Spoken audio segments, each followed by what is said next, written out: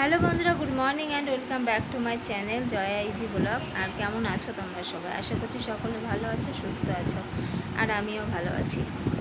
আর তোমাদের সকলকে সাথে নিয়ে আজকের ভিডিওটা এখান থেকে শুরু করছি। আর আজকে আছে বাড়িতে অনুষ্ঠান, সেই জন্য দেখো সকাল সকাল স্নান কমপ্লিট হয়ে গেছে। আর কিসের অনুষ্ঠান অবশ্যই জানতে পারবে, ভিডিওটা প্রথম থেকে শেষ অবধি দেখতে থাকো।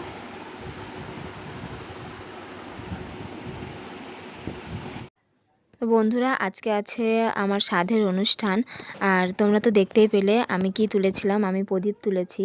আর প্রদীপ তুলে নাকি মেয়ে হয়, নোড়া তুলে নাকি ছেলে হয়। এই নিয়মটা সঠিক কিনা আমি জানি না, কিন্তু ছেলে হোক কিংবা মেয়ে, যাই হোক না কেন, সে যেন সুস্থভাবে এই পৃথিবীতে আসে এবং আমরা দুজনে যেন সুস্থ থাকি, এটাই ভগবানের কাছে প্রার্থনা করি। আর আমার শ্বশুরবাড়ির সাধের নিয়ম অনুযায়ী মানে আগের দিন বাবার বাড়ির থেকে সমস্ত কিছু নিয়ে যেতে হবে, তারপরে স্বাদ খাওয়ানো হয় বাবার বাড়ির জিনিস দিয়ে। আর যেটা বাসি স্বাদ হয় পরের দিন, সেটা মানে শ্বশুরবাড়ি থেকে খাওয়ানো হয়, এটাই নাকি ওনাদের নিয়ম। এক একজনের মধ্যে এক এক রকম নিয়ম আছে। আর এখন আমি খাচ্ছি, আর বাচ্চাদের সাথে নাকি খেতে হয়, তো তাই জন্য দেখো আমার এই ছোটো দেওর খাচ্ছে আমার সাথে বসে। আর আমার সাধের দিন প্রচুর বৃষ্টি হচ্ছিল, যার কারণে খুব একটা মানে ভিডিও করা হয়নি। তো যতটুকু পেরেছি ততটুকুই তোমাদের সাথে শেয়ার করছি। আশা করছি তোমাদের ভালো লাগবে।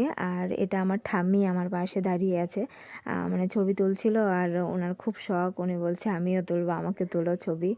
তো তারপরে তোমাদের দাদাভাইকে ডাকতে পাঠানো হয়েছিল, ও খুব ব্যস্ত ছিল সেদিন, যেহেতু বাড়িতে আর কেউ নেই, বাবা আর ও সমস্ত কিছু সামলাচ্ছে।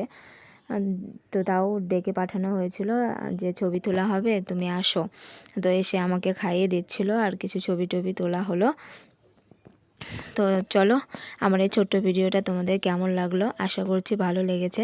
আর আমার ভিডিও যদি ভালো লেগে থাকে তাহলে অবশ্যই লাইক কমেন্ট শেয়ার করে দিও, আর আমার এই চ্যানেলটাকে সাবস্ক্রাইব করে দিও। আশা করছি তোমাদের ভালো লেগেছে। তো চলো, দেখা হবে নেক্সট কোনো ভিডিওর সাথে, আরও ভিডিও দেওয়ার চেষ্টা করব তোমাদেরকে। সবাই ভালো থেকো, সুস্থ থেকো, টাটা।